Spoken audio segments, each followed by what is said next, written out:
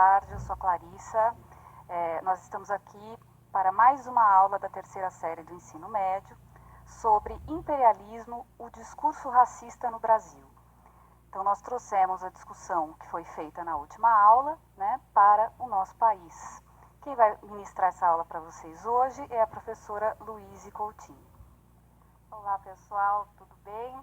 Então, pessoal da terceira série do ensino médio, sejam muito bem-vindos à nossa aula de hoje. A habilidade que nós vamos trabalhar nesta aula é esta do Currículo Paulista do Estado de São Paulo, analisar criticamente as justificativas ideológicas apresentadas pelas grandes potências para interferir nas várias regiões do planeta, sistemas modernos de colonização, imperialismo e conflitos atuais.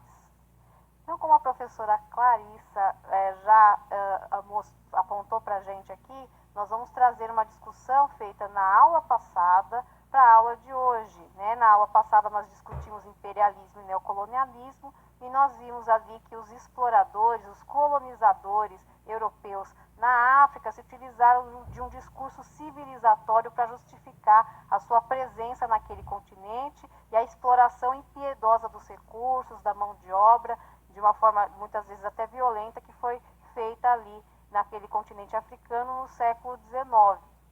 E esse discurso civilizatório acabou sendo transportado para outros contextos, né? E a gente vai ver hoje como que esse discurso foi transportado aqui para a gente, né? Nesse momento aqui também do século XIX, tá? Então, para a gente iniciar a nossa análise, a nossa aula de hoje, nós vamos conhecer um pouquinho um texto, 20 de novembro e o negro no Brasil de hoje, né? É um texto aí do Kabengele Munanga, que é um professor e doutor em antropologia da USP, tá? Eu vou comentar rapidamente o texto enquanto ele fica aí na tela para vocês. Se vocês quiserem dar print na tela, vocês fiquem à vontade, né? Mas esse texto do Kabengele, ele começa falando a respeito da vinda, né, dos africanos para o Brasil, né? De todos os negros africanos que foram tirados da África e trazidos para as Américas, 40% deles vieram para cá, para o Brasil. E isso acabou tendo um impacto na própria formação étnica brasileira, né? Uhum. Porque o negro, né, a população negra constitui 51% da nossa população. Ou seja, atualmente 100 milhões de brasileiros, né, são negros, compõem a população negra, tá? E embora seja a maioria da população, a gente percebe hoje, né, dentre aí as relações sociais, econômicas e políticas, que o negro, apesar de ser maioria da população, não está plenamente inserido na nossa sociedade, né? Não tem ali a sua cidadania plenamente reconhecida. Então, dando continuidade aí à análise do texto do Kabengele, então, olha só, se depois da assinatura da Lei Áurea, em 13 de maio, o Brasil oficial tivesse desde já iniciado o processo de inclusão dos ex-escravizados africanos e seus descendentes no mundo livre, no mercado de trabalho capitalista, a situação do negro no Brasil de 2018 seria certamente diferente em termos de inclusão social. Então, a discussão aqui que o professor Kabengele Munanga traz para nós é que, após a Lei Áurea, que foi assinada no dia 13 de maio de 1888, deveria-se ter feito uma política de integração, né, de inserção do negro na sociedade. Mas a gente sabe que a Lei Áurea é praticamente uma lei de parágrafo único, né? A partir dessa data está encerrada a escravidão no Brasil, algo nesse sentido ali, e ponto. Então, após a libertação dos escravizados, eles não estavam encontrando ali oportunidades de trabalho, salário digno, nem de moradia, eles foram marginalizados naquele momento, né? E até hoje eles estão buscando ali... Há reflexo disso até hoje, né? Exatamente. Na sociedade brasileira. Dados os episódios aí lamentáveis de racismo que a gente toma conhecimento aí todos os dias, né? De pessoas que não conseguem uma boa colocação, ou se consegue o salário é menor do que uma pessoa branca, enfim, né? Esses reflexos da marginalização da população negra, desde a Lei Áurea, a gente consegue, infelizmente, identificar com certa facilidade na nossa sociedade. E século XIX, já existiam pessoas, teóricos ali europeus, que traziam lá aquele discurso civilizatório, né, de raça superior, e isso acabou sendo impregnado na nossa visão, aqui na cultura, no tratamento, né? E lembrando que a ciência, ela acabou, de certa maneira, reiterando, né, e estruturando todas essas teorias racistas do século XIX. Né? Então a gente tem uma série de teóricos aí que falavam dessas questões da superioridade da raça branca e inferioridade, né, da raça negra. Então, isso, obviamente, né, servindo como um discurso para a colonização, né, e entrada aí nos países africanos ou da Ásia e mesmo no Brasil. Né? Obviamente que no Brasil você não teve uma intervenção direta, você teve um imperialismo mais indireto, né? No entanto, os reflexos também, né, se fazem até hoje em dia. Exatamente. E aí na tela para vocês nós temos rapidamente aí quais são essas teorias, né, de que a professora Clarissa acabou de mencionar, né, como o darwinismo social, a eugenia, a teoria de branqueamento, ou seja, através da miscigenação, vai chegar um momento em que a população vai se branquear. Então, na virada do século XIX para o XX, essas teorias começaram a ser introduzidas aqui no Brasil através dos meios intelectuais e com o tempo ela começou a ser incorporada aí no senso comum do brasileiro, né? E a gente arrasta isso de uma certa forma até hoje, certo? Então olha só essa pergunta norteadora aí para vocês. Você sabia que já se pensou que a população brasileira miscigenada iria diminuir por meio do embranquecimento e gradativamente desaparecer? Você consegue imaginar um motivo? Lembrando que o Francis Galton, né, que foi um dos intelectuais que pensou a eugenia, era a ideia de você melhorar a raça. Né? Então, essa ideia do branqueamento passa um pouco por isso. É como se algumas raças fossem inferiores e fossem se degenerando, né, ao longo do tempo, e outras, né, superassem tudo isso. Né? Inclusive, quem era um divulgador dessa exata teoria, dessa ideia que você está aí mencionando, é o Gobineau. É o Gobineau, né? O Conde Gobineau, amicíssimo do Pedro II, né? Trocaram cartas por décadas, né? O Gobineau esteve no Brasil no século XIX e fez uma análise bastante complicada da nossa sociedade, mas era o discurso corrente, né, à época. Então vamos lá, vamos conhecer rapidamente aí quais eram essas ideias do Conde de Gobineau. Então, na tela, por gentileza, nós temos aí em detalhe a capa do livro Ensaio sobre a Desigualdade das Raças Humanas, de Gobineau, né, que ele publicou aí no século XIX.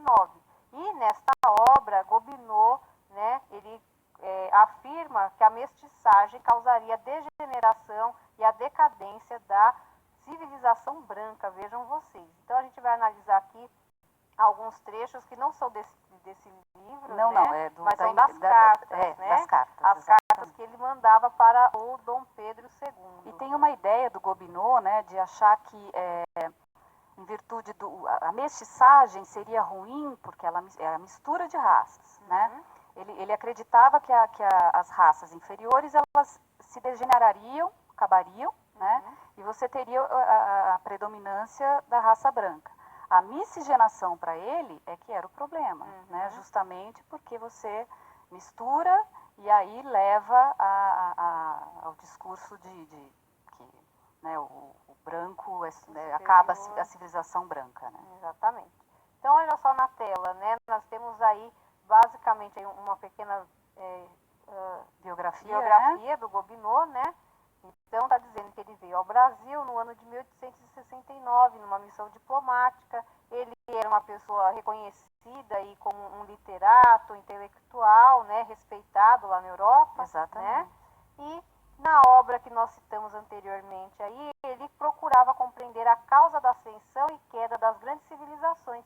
E ele chegou à conclusão de que a questão étnica era o problema da humanidade, né? E do Brasil, então, era uma tragédia, porque, na verdade, se o Brasil, né, aliás, o que nós temos de melhor, que é a nossa, né, sociedade misturada, né, uma mistura de um monte de raças, era justamente esse o problema para ele. Né? Então, a gente era subdesenvolvido, né, e não tinha como melhorar isso, enquanto não se acabasse com a questão da miscigenação.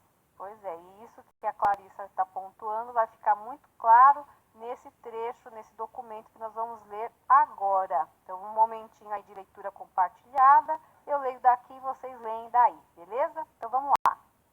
Então, olha só, documento 1.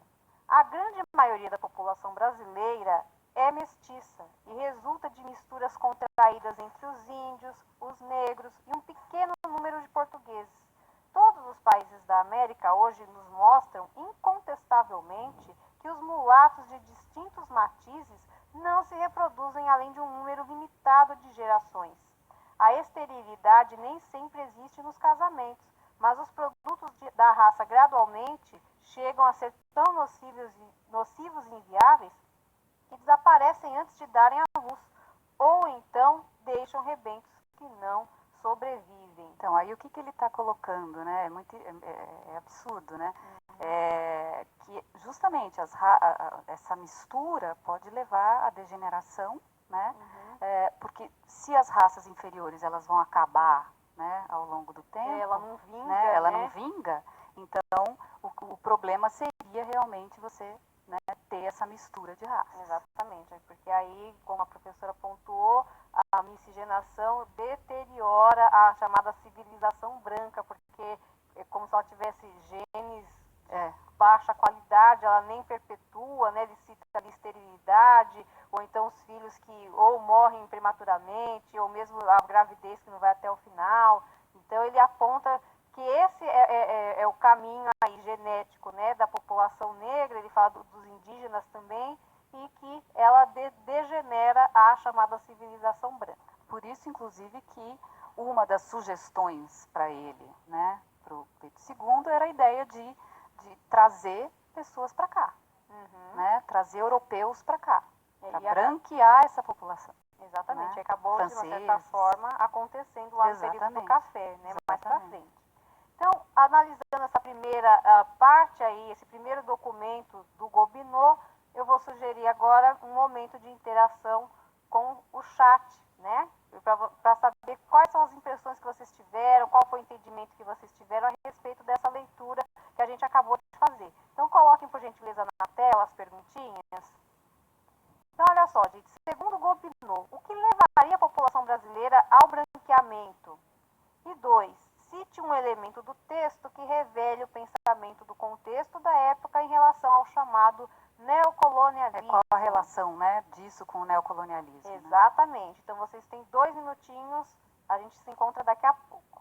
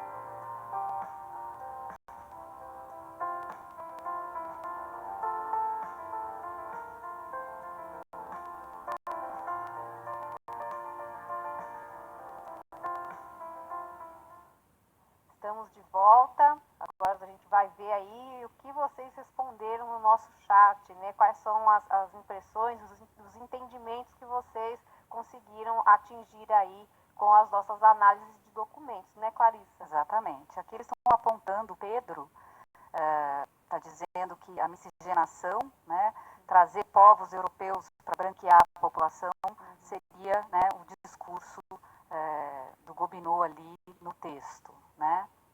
E o elemento do texto que revela aí o pensamento do contexto da época é a ideia de levar a civilização, né?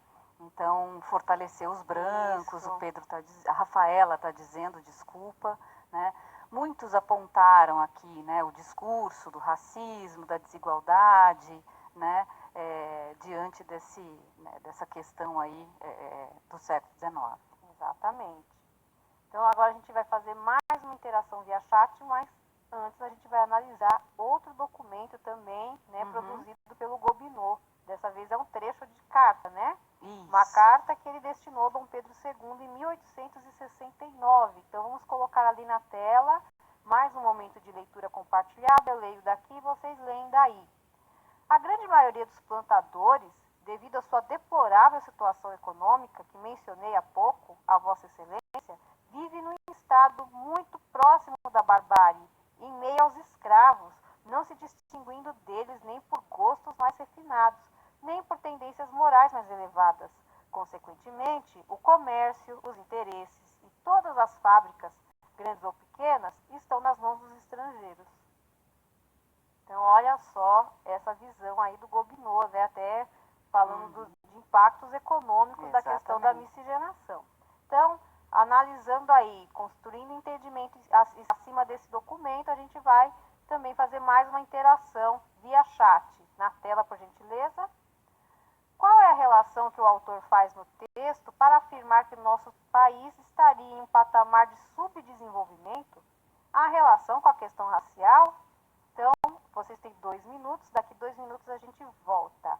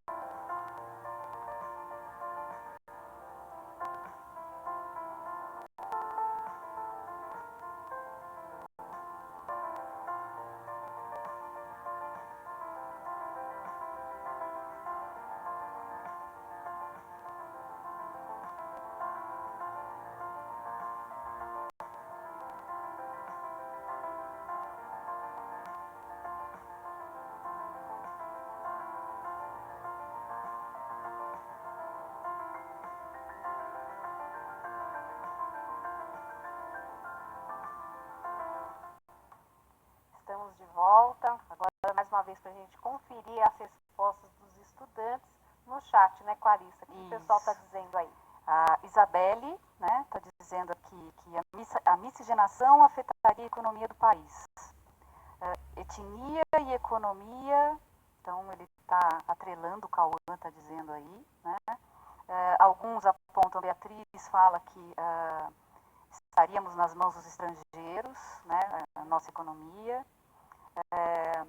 Eu acho que assim, esse documento ele ele é emblemático, né, porque ele vai mostrar o olhar do Gobineau a respeito da nossa economia, no sentido de que, enquanto o brasileiro não parar de se miscigenar, de agir como os que ele considera, né, inferiores, nós não teríamos o desenvolvimento econômico adequado, né, e continuaríamos num patamar de subdesenvolvimento né, comparado aos países europeus. Então, a ideia é justamente trazer esses franceses, sei lá, alemães, quem quisesse, e assim, tendo uma relação dessas pessoas tocarem a economia e né, não serem preguiçosos, ele coloca aqui, né, não se distinguindo deles, nem, né, o brasileiro parece que não se distingue pelo hábito, pelo gosto, né, não tem nem moral, ele já entra numa outra questão, inclusive, né. Então, é justamente isso, eu acho que o documento traz, né, essa questão de mostrar que nós seríamos subdesenvolvidos em virtude, né, dessa mistura. Da mistura de raças, né? Enquanto a população não se branqueasse, a economia não ia para frente. Exatamente. Basicamente é isso que ele está dizendo, né? E antes da gente prosseguir para a nossa próxima interação, a gente vai falar um pouquinho a respeito de uma obra, né? Uma pintura de um artista chamado Modesto Brocos, né? E ele se inspirou numa passagem bíblica que reforça, que justificou durante muito tempo a própria escravização do negro africano, né? Que existe uma passagem lá no livro de Gênesis, né? Onde o Noé da arca, amaldiçoou o seu filho mais novo, Cã, dizendo que os seus descendentes seriam escravos dos descendentes de seus irmãos. E aí essa descendência de Cã seria correspondente à população africana. Né? E baseado nessa passagem bíblica, o artista Modesto Brocos faz esta pintura que vai colocar na tela agora. Fazendo, acho que uma descrição que é importante para os alunos que que enxergam, né? A gente tem aí uma senhora negra, né? Com as mãos para cima, né? Como se dizendo, graças a Deus, né? No centro, nós temos uma mulher mulata, miscigenada, um filho no colo, quase uma representação de uma Pietà, né, como uma Madonna, com o filho no colo, e ao lado dela o marido, que é um branco. Né? Então essa aqui é como se ela tivesse, né, a senhora negra estivesse dizendo, ainda bem que o meu neto nasceu branco, consegui branquear minha família. Exatamente. E esse quadro, inclusive, foi enviado para exposições fora do país, né, para justamente passar essa ideia aí né, de branqueamento da população brasileira. Exatamente. E com base na análise dessa pintura de Modesto Brocos, vocês vão fazer a próxima interação no chat. Então, se vocês captaram bem ali todos os elementos da imagem, as descrições, vocês vão conseguir responder com facilidade essas 3 questões aí na tela. Então, olha só, qual é o nome da obra? Quem é Cã? 2. Essa pintura foi realizada com qual objetivo? E 3. Qual é a mensagem que a pintura desejava transmitir? A gente volta daqui 2 minutos.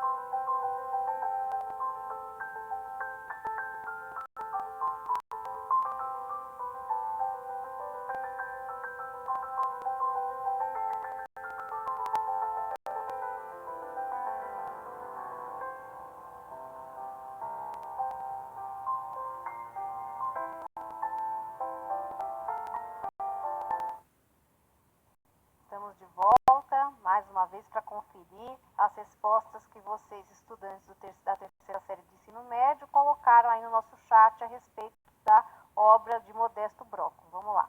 Isso, então, qual é o nome da obra? Quem é Cã, né? Eles falam lá, né, a redenção de Cã, o Cã seria o filho de Noé, né? E essa pintura foi idealizada com qual objetivo? Né? Alguns colocam aí a exposição que eu tinha colocado, e com a ideia de redenção, de branqueamento, de mestiçagem. O pessoal colocou que divulga o branqueamento, né? Isso, a Patrícia diz aqui, a redenção de Cã mostra o branqueamento da população negra. Exatamente. E continuando aí nas nossas análises de imagens, nós vamos analisar dois cartazes, né, professora Clarissa? Isso. Sobre a exposição antropológica, né? São cartazes que foram feitos aí no século XIX. Isso, são os jardins zoológicos humanos. Isso, olha só. A gente vai ver como é que essa população muitas vezes era levada para a Europa, né, e ali colocada em exposição para que os europeus conhecessem essas outras etnias, mas de maneira bastante complicada, né? Isso, né? Então olha só na tela aí a primeira imagem. Então olha só, cartaz da exposição antropológica, fazendo uma descrição aí, ela aparece um pôster, né, professora? É um pôster. E na parte de cima nós temos indígenas, né, que estão brigando ali, né, e depois na parte de baixo ele numa cena mais coloquial, né, com a oca, as pessoas pouco vestidas, né, com o corpo exposto, né. Africanos ali parece, né, parece uma coisa mais... tribos, né. Então olha só, a denominação ou expressão zoológico humano, que é o que está escrito na parte ali vermelho lá em cima, né, faz referência à atitude cultural que prevaleceu nas metrópoles dos impérios coloniais até o início do século XX. As exposições coloniais eram eventos onde o público da metrópole podia observar e ter contato com amostras de nativos de territórios colonizados, expostos em situações forçadas num ambiente semelhante aos dos seus lugares de origem. Então, era como se fosse um zoológico mesmo, né? Eles criavam um habitat ali, né? E a pessoa ficava exposta para que os brancos olhassem ali aquelas populações étnicas e vissem como que elas são, no habitat natural delas, como é que é a vida delas, como se fosse um bicho no zoológico, porque são seres exóticos, né? Seres diferenciados. Agora, visão de mundo, né? Extremamente etnocêntrica e racista. Então, olha só. A próxima imagem. Aí a gente já tem um quadro, né? Uma charge, na verdade, da revista Ilustrada, no Rio de Janeiro, de 1882. Então já está trazendo para cá, né? Antes os jardins zoológicos aconteciam na Alemanha, na França, eram muito comuns, né? Aqui a gente está pegando uma revista ilustrada do Rio de Janeiro que mostra, né, um botocudo, né, um povo indígena, né, um indígena e um negro, né, e ali a gente vê uma apresentação, né, as pessoas chamando, né, uma população ali.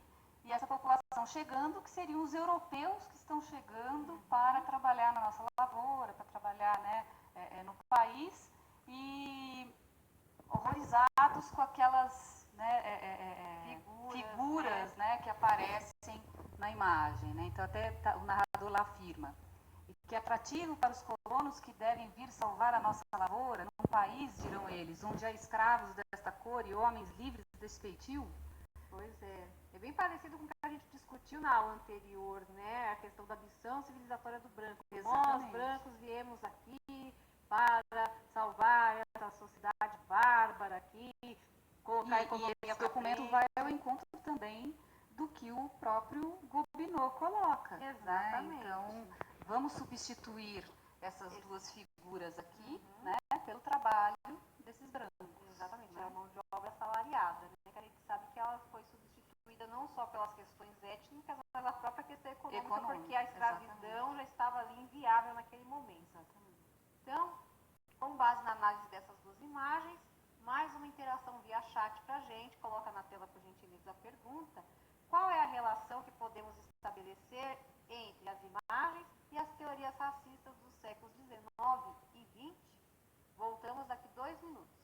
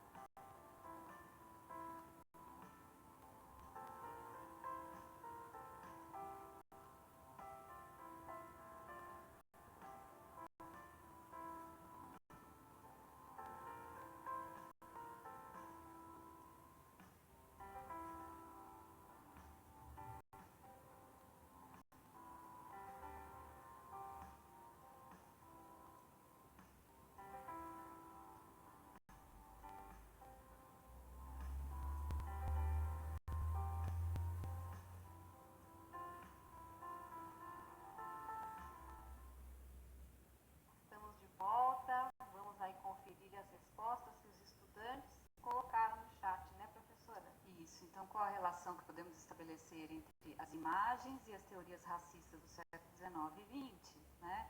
Muitos apontaram a questão dos europeus, o Bruno aqui diz, europeus como centro do mundo. Né? Os negros acabam sendo os mais pobres, né, e sofrendo esses preconceitos a longo prazo. A Camila diz racismo estrutural, olha que interessante, né, e desigualdade. Aí aparece preconceito, né, racismo, a questão da missão civilizadora. Fortaleceu o racismo até mais, né? A imagem, né? Então é isso, estão no caminho certo da análise, gostei de ver, Exato. É bem isso, né? E quem quiser aprofundar mais a história, o conhecimento sobre aquela tela do Modesto Broco, da Redenção Can, eu vou deixar aqui na tela um QR Code, tá? Para vocês acessarem aí os estudos que foram feitos pela Rosana Paulino, né? A respeito da obra. É bem curtinho, né? Deve ter uns 2 minutinhos, mas ali também vocês podem ter acesso ao vídeo inteiro, né? Que ela faz análise de outras obras a respeito dessa questão, mas é bem interessante. Isso mesmo. Então a gente já está entrando aí no final da nossa aula, a gente vai dar uma retomada breve, até condensando um pouquinho os conteúdos da aula anterior e da de hoje, né? Através de um fluxograma aqui. Então, olha só na tela, gente. Então, a gente vê que aí o centro é imperialismo e racismo, né? Aquele conceito da missão civilizadora que está ali logo abaixo, que é a justificativa ideológica. Por que dominar? Por que explorar? Porque nós, né, brancos, europeus, estamos indo civilizar esses povos bárbaros, seja na África, na Ásia ou mesmo no Brasil, né? E a gente sabe que o real motivo era o que está ali no círculo verde à direita, né? O motivo era a economia, né? Busca de matérias-primas, busca de mercados consumidores, investimento de capital.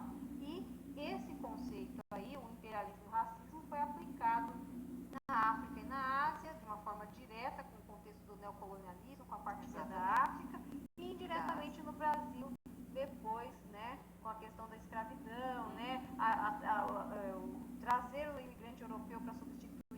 obra escravizada, né? E isso aconteceu entre os séculos 19 e 20, tá? Então, só para reforçar aí o que foi comentado, o que foi discutido nas nossas duas aulas aí, tá?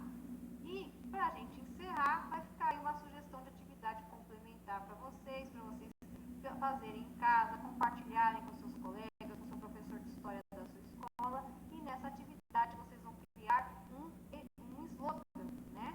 Então, olha só, por meio de um folheto, elabore um slogan que contempla os preceitos de igualdade da Constituição Brasileira de 1988, enquanto explicita que as pessoas são iguais, possuem os mesmos direitos, independente de sua cor, raça ou etnia. É importante que eles deem uma pesquisada, né? Coloquem no Google lá, Constituição, artigo 5º, né? Deem uma pesquisadinha nisso antes de fazer, né? Esse slogan pode ser feito de forma digital, eles podem fazer um hashtag, passar um pro outro, enfim, de forma que a gente relacione, na verdade, o que vivemos hoje, né? Por exemplo, essa questão do racismo estrutural que até a aluna apontou aqui, né? Com essas questões que são legadas a gente, né? Ao longo do tempo. Exatamente. O slogan é aquela frase de efeito, né? Que aparece muito em propaganda, exatamente, né? E é uma frase onde você tem que condensar todo esse ideal da igualdade racial, tem que conter ali implicitamente essa questão da Constituição, né? Esse reforço do direito, né? Da cidadania, da igualdade racial aí, tá? Se você puder passar um último slide. Isso, claro. Esse aqui, pessoal, da atitude historiadora, né? Ele já está indo bem ao encontro com a ideia do novo currículo, né? Vocês têm que se posicionar enquanto pesquisadores, enquanto, né, não historiadores, mas de forma que pesquisem de maneira que aquilo faça sentido, né? Então, para isso, vocês precisam se planejar e organizar, tá? Então, ó, planejamento e organização, faz o passo a passo, então vai, pesquisa a Constituição, depois, né, anota, escolha um objeto, selecione o tema do seu interesse, dentro do objeto que você aí pretende, né, pesquisar, identifique, selecione, compare, né, a partir do tema, isso é muito importante, interprete, analise e faça a conclusão, tá? Até o último slide aí, o PPT é um QR Code que tem essa tabela que pode orientar vocês.